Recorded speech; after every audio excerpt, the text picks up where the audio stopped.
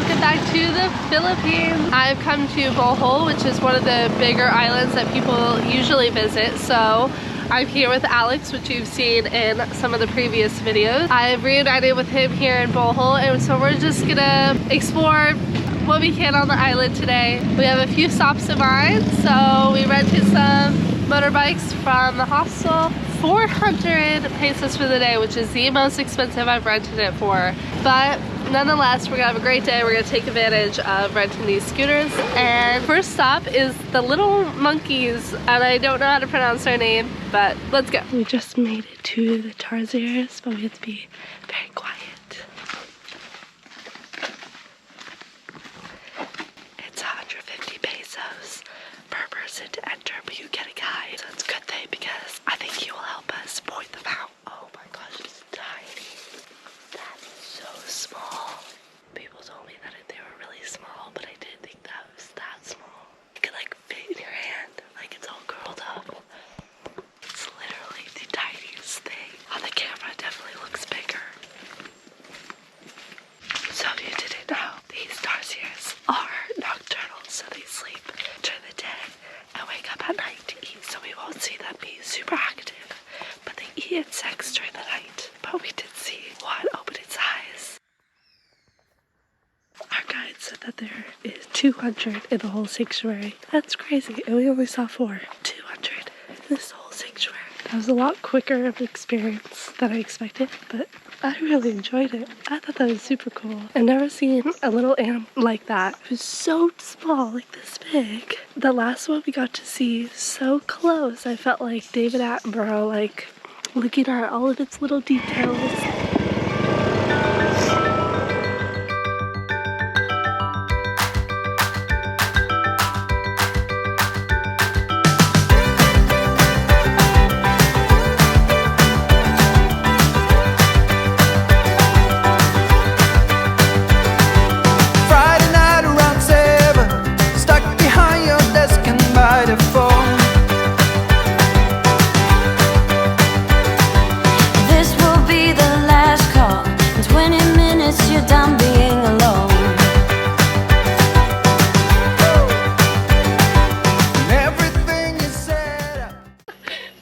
Driving so long and then like getting up and running. I need to stretch first, I think. You know, I don't know many facts about the man-made forest, but I know that it's man-made and it's very old. Okay, so we came to this waterfall. I don't even know the name of it. Fujiji. So it's actually on the way back to the city.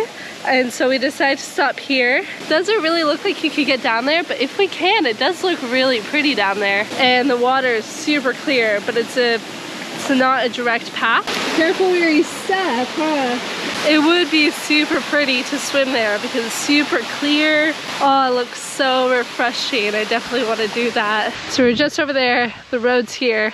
We're now gonna walk to the right and see if there is like a waterfall. It looks like a river. It's not super deep, but we definitely can swim. Look how clear and enticing this is.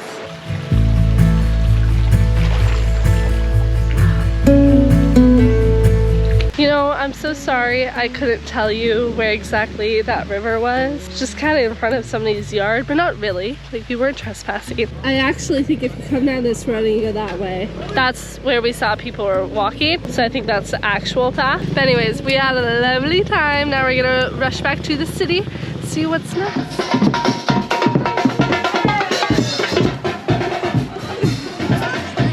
Good morning, everybody. It's the next day and we're off to go snorkel.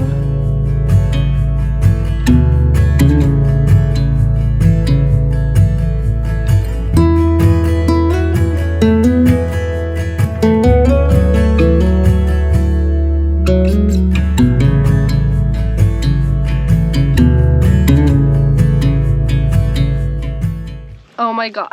I was gonna start filming, but Oh my lordy. We just got out of the water at Napolene Reef. Please ignore the giant line for my snorkel mask and my rat's nest I have going on up here. So we went to Napolene Reef, but there's like official entrance at the reef where you have to have a guide and you have to pay an environmental fee, but it equals to 300 pesos. Not bad because you get a guide. We have our own snorkel, so we didn't want to pay this fee mostly for the guide. The other day we found an abandoned house just off of the road, so like the main road leads straight to the reef, but then there's like a sudden left at like this swim shop, and you take that road all the way, even going to the gravel, and there's an abandoned house. And I noticed that if you just go a little bit further to the left, there's like these wooden stairs leading down to the water, and I was like, okay, I'll come back at high tide and I'll just enter the reef this way. So anyways, do it at your own risk. But if you want to come to Napolene Reef and not have to pay the seat prices, this is an alternative for now because there's no trespassing signs or anything.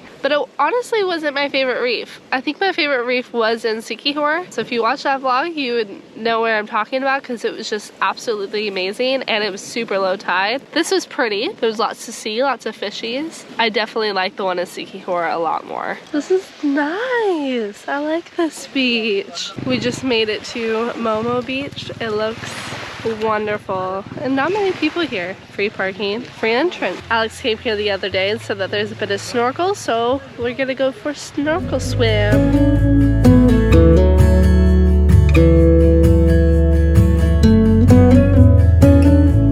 We're gonna get some pineapple, maybe a dragon fruit. I love tropical countries. You could just stop on the side of the road and there's fruits galore, veggies galore, find everything you want.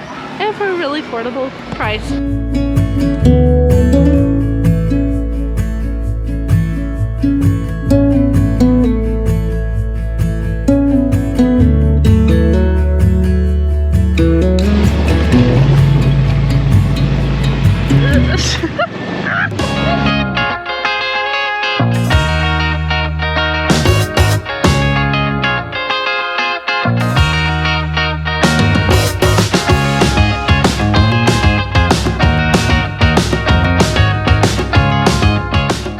So we've just come to Khao Falls, but the Khao Falls, Bohol, not the ones in Wawa. There's two different ones. These are just a waterfall, I think. It was about an hour, like all the way from Panglao town. So if you didn't know, Bohol is the main big island, and then Panglao is like an island just off of it, and there's bridges connecting the two, so people kind of consider Bohol to be the whole thing. Super easy to drive to both of them, but I just want to emphasize how great it is to have a motorbike when you travel. Not to have one, but to rent one and like be able to drive. I taught myself mainly this year. I drove once in Ometepe, if you watched that vlog, in Nicaragua last year, but mainly this I taught myself in Sri Lanka, and I'm so glad that I did, because even in Sri Lanka it was amazing to have a scooter. Nepal, India, and definitely the Philippines, on most of the islands, have to have a motorbike and drive yourself around. It's definitely worth teaching yourself or having somebody teach you, but be careful driving. They can be dangerous. We nearly just slipped in some mud. I'm too excited right now. We were recommended to come here and already it is so pretty. Oh wow, look at that. This is by far the best waterfalls I've been to in my whole life. This is incredible and hardly anyone is here. Oh, you guys have to come see this for yourself. I don't even know how to describe this.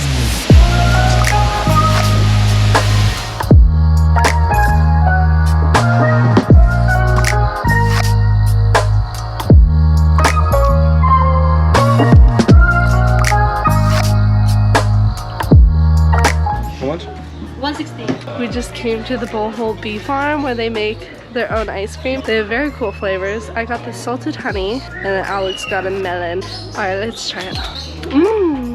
I like that. That's pretty good. I think you can get like a tour of the bees, but they have a lot more than just the bees. They have birds, they have a whole garden, and the cone is made out of this cassava plant. Super good. I totally rate this ice cream like a 10 out of 10. We were thinking about getting a second cone. He got the one that I got first time, but then I just wanted to try the dragon fruit.